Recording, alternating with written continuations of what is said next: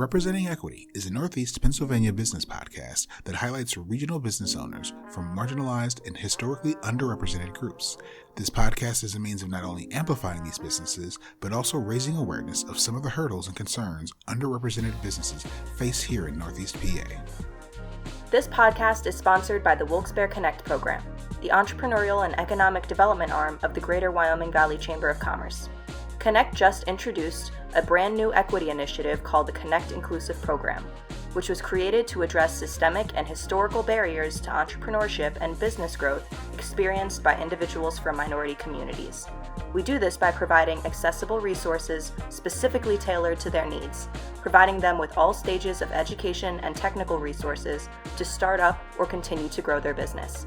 For more information on Connect Inclusive, please visit our website at wyomingvalleychamber.org.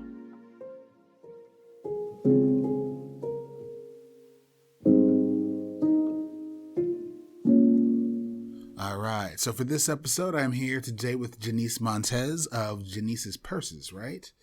Janieces Purse Collection. And events. And well, we'll get to the events because you might be doing a little too much in the region. So Janiece, talk to me a little bit about your purse collection, sort of how you got that started and why that was the business you chose to begin with. Well, I love purses, so I wanted to share my love for unique, different type of purses that you don't normally find in the stores. Mm-hmm. So, and I wanted to be affordable. So I wanted to keep everything cute, fun, and affordable, and that's what I did. So, we were going through COVID, and everybody was starting businesses. So, I mean, I was like, I can jump in and, get on this business thing. Like, why not? Like, get tired of working for people and doing a regular 9 to 5. So why not work for yourself and do something that you love at the same time? Mm-hmm, so that's what I did. Very cool. And had you run any businesses before you started the purse collection, or? I did temporary. I did cleaning, commercial and residential, and I did not want to clean for nobody. It was just not. No, I was good. I don't want to clean for myself, so I understand. So yeah, that. And so you said you started during COVID, and so you're primarily online outside of some of the different events that you hold, right? Correct. And what's the website? JaniecesPurseCollection.com. All right. And you said that you like to stock things that aren't in the stores. Why is that? Right, because if you can find it in the store, then why would you want to shop with me?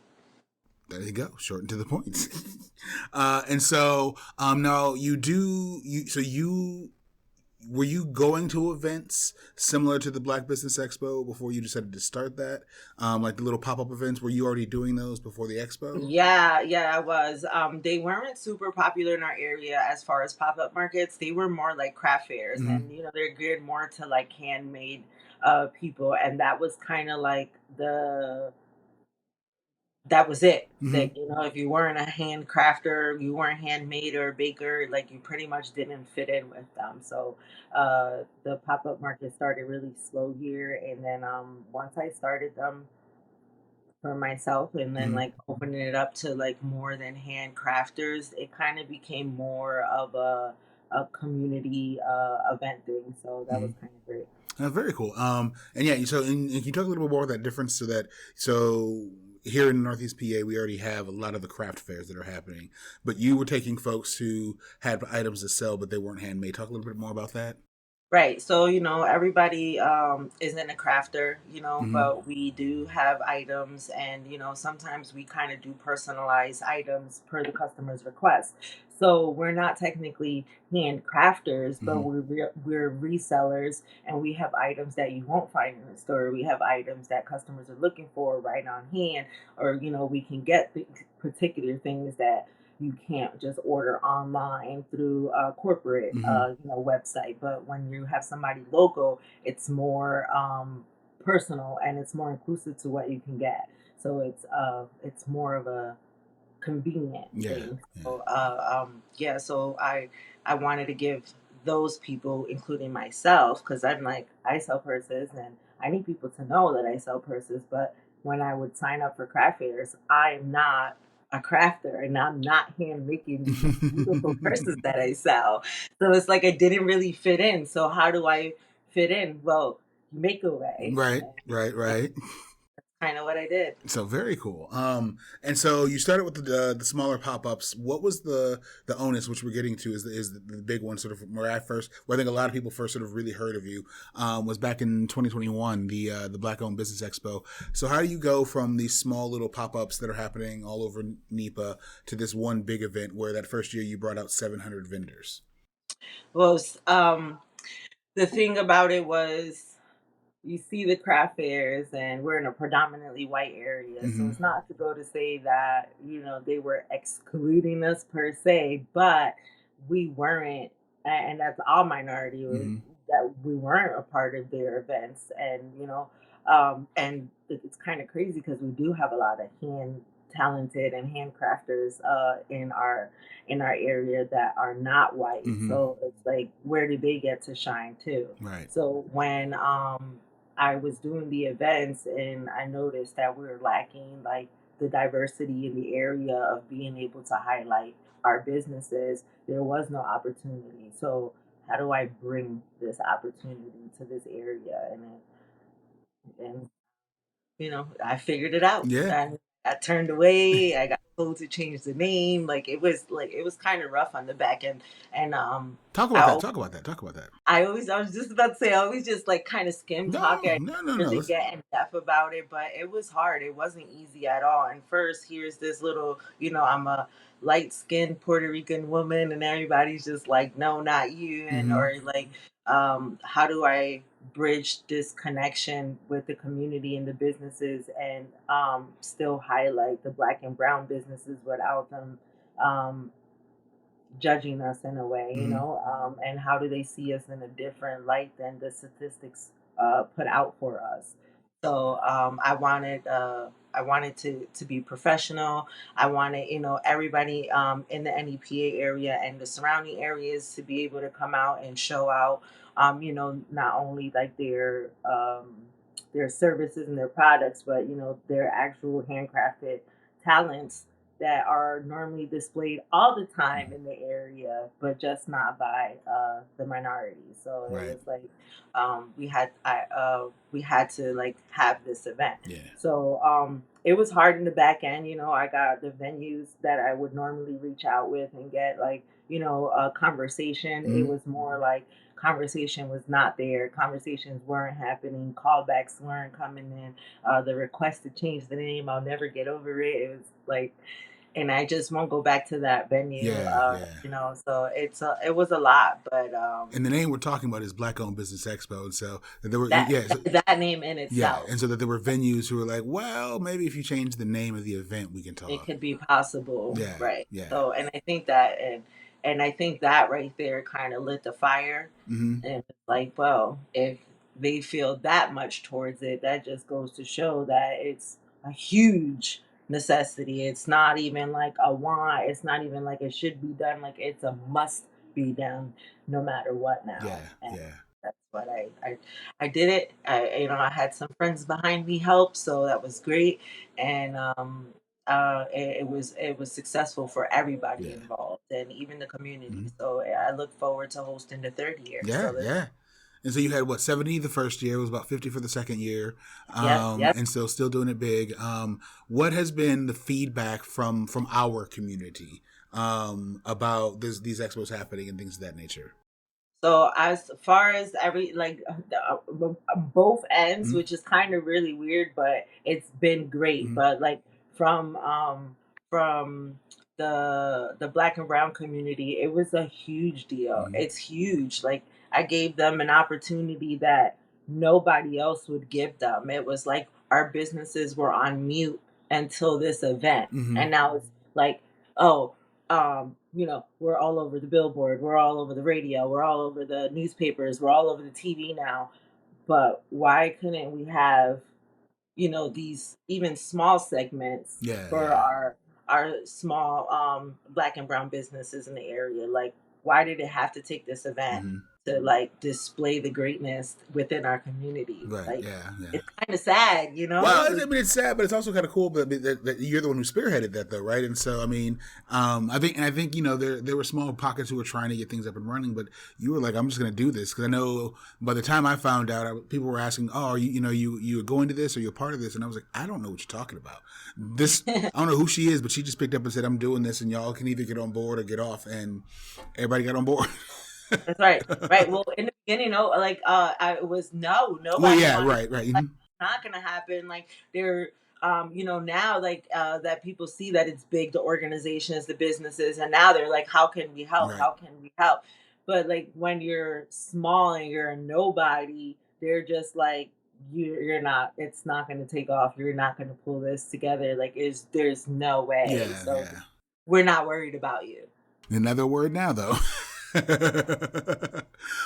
I'm really honored to be able to have brought such an event to the community and to be able, like, my whole goal and mission when I started doing events was to connect the businesses with the community. And that will always be like my main focus because we deserve to be supported and the community deserves to be able to shop within their own community and not be ripped off by these corporations, and they deserve to have like that attention that small business owners can give them. Oh, agreed. And talk about that a little bit. The notion of not having the notion of being able to shop where you live and find the kind of products you want. That's been a reoccurring theme with some of the interviews for this podcast. Is the idea of where do we shop? Where do we find businesses that sell the products that we want? Not sort of the generalized thing. And so, can you talk a little bit about what the pop-ups that you're doing and how it's filling that gap where if there are products that are normally in New York or Philly that we don't get here, at Boscov's or wherever, but your pop-ups are bringing that here. Can you talk about that importance? Right, it's super important, and that's why I love hosting the pop-ups frequently, and I try to grab different places because even though like it's still local, or it still may be a little out of reach to some people, as long as we keep moving them around, everybody gets a chance to display their products and services to the community and different areas of the community. So it's super important because the vendors change. No event has the two same vendors all the time. You know what I mean? So the products change, the services change. So every event is a different and new event because we have different products, we have different services, and different vendors are coming out and wanting to market their businesses and sell their products. So I think for the community, it's really huge, and I think that it works because again the diversity of the mix of businesses and vendors and crafters within each event is a different shopping experience. No, that's nice. So, that's a nice way to think about that. You know what I mean? Like, you're not going to Walmart and you're seeing the same products, the same brands, the same everything every day. It doesn't change until they're wiping somebody else out and moving somebody else in. But with us, that's not what we're doing. We're rotating. You know what I mean? Vendors are coming in out and they're learning their target audience at the same time. They're learning through this experience as well, so they know how to set up for the next event and what their target audience is and their location that they do well. So at the same time that we're helping the community get the different products and services, we're also helping the business owners get that different experience and that growth of different locations and customers that they learn to accommodate to, or however they see fit to work with the community. So I think it's a great experience on both ends. Well, yeah. Can you talk a little bit more about that? That's really cool. The notion that the businesses are learning more, because I think a lot of these businesses haven't had traditional business school training or aren't brick and mortars where they had to go through a lot of the red tape that you normally have to go through. So they've got a product and they're just looking to sell. Talk about the importance of these pop-ups as a way of almost being a real world business education. Right. So a lot of people think that when they're at a pop-up, they're there to make thousands and thousands of dollars, and they're going to get hundreds and hundreds of people. And, sometimes that's the case. Right. And other times that's just not the case. So you never know. But to have that opportunity to market to new people, it's fresh eyes. You're not running and I don't care what anybody says, when you're running into any local mall, the chances of you running into the same person all the time are like slim to none. Right. I don't care how many times you go into the mall. You know what I mean? It's slim to none, but the products, they remain the same. Right. So, I got caught up in that for a second. I think that with that being said, it's a need that we get that mix in. So I'm sorry. No, you're good. You're good. And so you branched out. So you started off with the Black Owned Business Expo, and you were doing the small little pop ups, and now you're doing. I'd say these are bigger than pop ups. Now you're doing some of the fundraising. So talk about the what was it, Scranton, the bikers. Yes, Scranton Bike Weekend. So I mean that's another event, a huge event that happens now, and that's a charity event. We pick a different charity every year, or a nonprofit organization, I should say, to benefit from the event every year. It was another event that's happening, everywhere, and it's like, why don't we have one local? Why do we have to travel 3, 4, 5, 6 hours to enjoy, events that happen frequently? Yeah. So it's like, yeah, we need a, biker friendly event. Like, I like to ride, I ride passenger, but still. So that was super important. I wanted an event that does happen frequently, but that doesn't happen here. I wanted to be able to do a charity, like a real fundraising event, like because I help the small businesses, but I wanted to do something more. So it's help the small businesses meet the community, as well as now a nonprofit organization we can help at the same time. Yeah. So like a lot of my events, I don't charge at the door, so that the public spectators, have the opportunity to spend that extra money with the small businesses. And now with the Scranton Bike Weekend, it's going into an actual nonprofit organization. Right. So that's huge. And I really enjoy doing the Scranton Bike Weekend. So this year we're coming back for our second year. We have a new location. We added a lot of new things to happen. So it's going to be a lot of new fun for bikers. So I'm super excited about that. So yeah, that's another one of my big events, and I'm super proud of that one, just as well, because again, now we're not just interacting the businesses with the community, we're adding the nonprofit organizations that need that little bit of help as well. So all hands working together can accomplish greatness. Well, and then you take it a step further. You just wrapped up Kids Biz. Yes, and so that would kids need help. Yeah, right. So you helped the businesses. You're working with the nonprofit world, and so now you gave kids who are young entrepreneurs a chance to shine as well. Talk about this one. Right. So I mean, of course, we all are business owners, entrepreneurs, crafters, and we were kids once. So at some point in our life growing up, it's either we thought we might want to run a business one day. We weren't sure if that was even an option for us. Who knew we could own a Walmart, or we can own a Dunkin' Donuts, or we can own that mom and pop pizza store in the corner that we eat at every day. Like, we don't know that growing up. You know what I mean? We just know that it's there. So, but then there's kids now that are so hands-on, and parents who are hands-on, and they do teach their kids that these opportunities do exist. So I want to work with those parents, but I also want to work with the parents who are unable to show the kids the opportunities that do exist. And I'm not saying nothing against college. College is great. It's a great opportunity kids should experience, but college isn't for all kids. So, they need to know that there's another outlet to be successful if they feel as though college is not for them. And I'm not saying that kids can't go to college and still run a business, because they can do that too. So, but it just goes to show that there's so much opportunities, and their kids are not shown all the ways that they can be successful in life. So this was another great way to grab the kids who are either interested in entrepreneurship, or they already are all the way in, and they just need another way to market their business.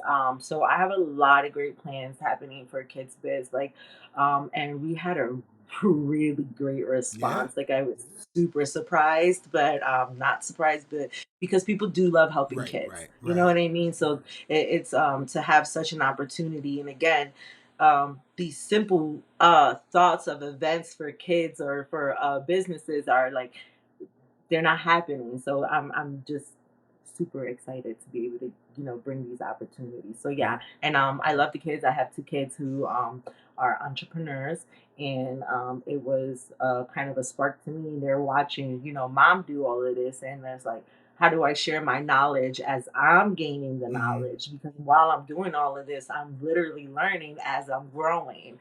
So at the same time, it's like I can't shut my kids out. They need to know what I'm doing in the entrepreneurial world too, because they're like, "What? Mom's not going to a 9 to 5 every day like everybody else's parents. Like, what is she doing?" So it was a great way to kind of show them that there's different lifestyles. Like, people live different lifestyles, and people are successful in different ways. And my kids took heed to that, and I was watching myself teach them and them watching me, and I'm like, if I'm doing this, how many other parents are doing this? Right. Okay, wait, now we got to put kids this together.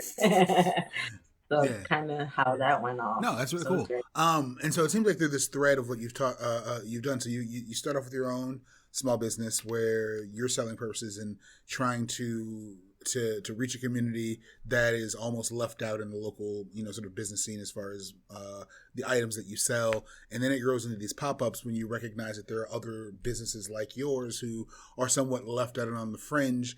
And then you put all the businesses together, and now you're working in the nonprofit world. You're working with the kids. It seems that which is great for this podcast, but your idea of representation is that you're going to see us. Like, it's no longer a question. Like, every time I turn around, you've got something else going on in a way that's saying we're here, but not in this, let's get into the politics of representation and race and what's going on in this community. No, we got businesses, we have items to sell. You're looking to buy things. Here we are. And you're not going away. Talk about the importance of almost streamlining, because that's one, and as someone who works with the chamber and other groups in the chamber, underwrites this podcast and these things, you move so fast. Like, every time we turn around, it's like Janiece is doing something else. Do we need to? Nope, she's good. We're good. Like, okay.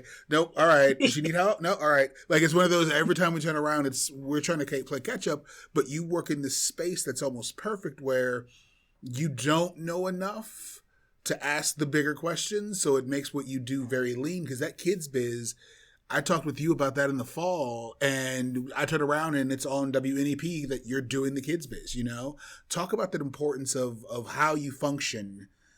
And I know for you, you're probably like, I don't know what I'm doing, Dan. Stop. No, but you do. Like, you work in this way that streamlines, and you check enough of the boxes that those who need to know what you're doing see it.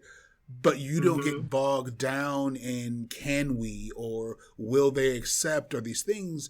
You're worried about representation. You need to see our businesses. Nothing else matters.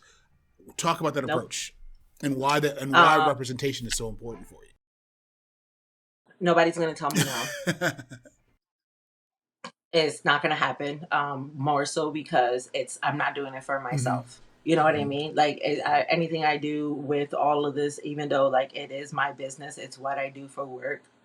I don't do it for the income. I literally do it because I seen the holes that were missing, and I love connecting the business to the community. So it's like, I'm not waiting for anybody to tell me yes or no, or to tell me there's funding available to help me, or that I need, the city approval, or I need nonprofit organizations approvals, or, I need backup from these community organizations that are already like years in and financed in, and they're all good. I don't need that.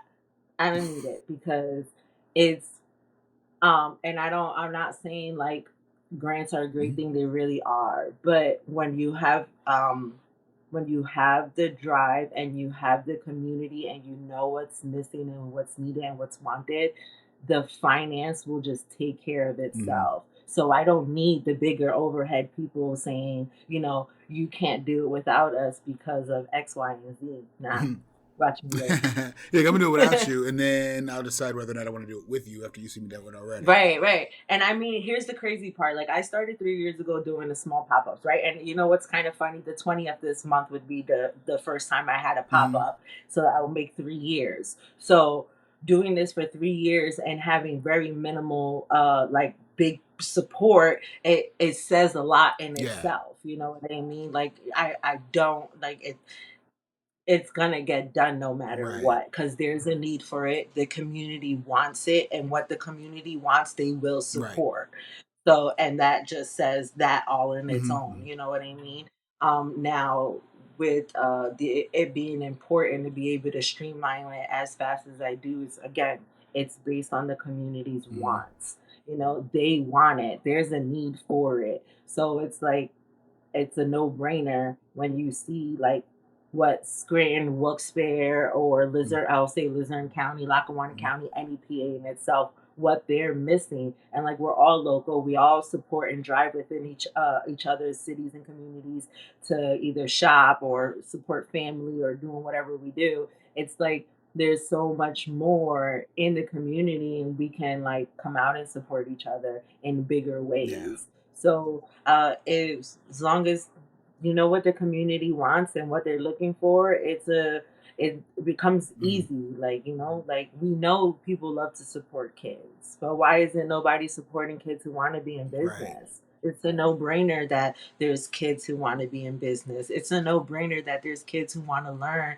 financial freedom and financial literacy and generational wealth, and you know, and then there's those kids who have it accessible at home that don't even realize that for them it's a Yeah. no-brainer. So that's it. It comes easy for them. To them, they don't know they don't care. They're already learning it at Mm-hmm. home. But they're not getting the opportunity to actually set up and Right. sell, even though they're getting the Right. knowledge. Right.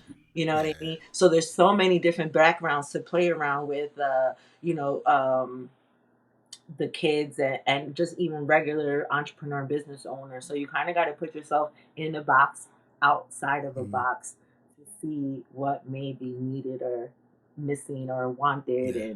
and kind of just run with it. And then, you know, if it's a flop, hey, it's a flop. On to the next Right, one. right. So what does that do for you internally? That you're sort of this connector, that you're finding these gaps and holes that are in the community, and being able to connect, these businesses to these venues that they may never ever thought, oh, I can go sell my product in these venues. What does that do for you internally, that you're this connector that's sort of sweeping in the community, and seeing all of this and making these changes happen in almost real time, knowing that there's others who are watching going, all right, so this is what we need to be doing. Like, you're sort of setting the pace and setting that standard for, this is what community involvement really looks like. How does that? Yeah, let's be real. There's been plenty of organizations in the area that have been doing events, and I'm not saying that they're not of no success, but you know, their whole goal is to be able to connect the community and the businesses, and or whatever their, you know, it may be, and it's not happening. But then you get one little single person, and it's pulling the weight. So what is really missing behind the scenes Mm-hmm. there?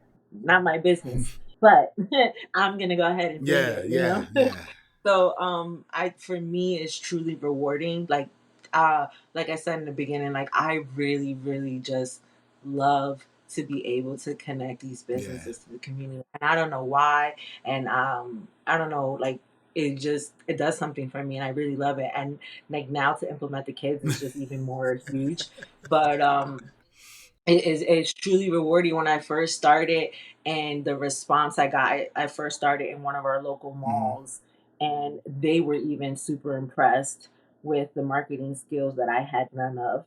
And I was like, marketing, like, you know, like, that's what I did. Oh, okay. Yeah. Like, you know, so they kind of like opened up a little bit of realization for me. And they were super impressed, and my vendors were super impressed, and everybody wanted to come back. And then I started a vendor group, and I seen it just like continue to grow and grow and grow overnight. And now it's slow Mm-hmm. numbers, because now I'm like up to 1,000 after 3 years. But I'm like, Hey. hey, that's good. You know, that's good for me.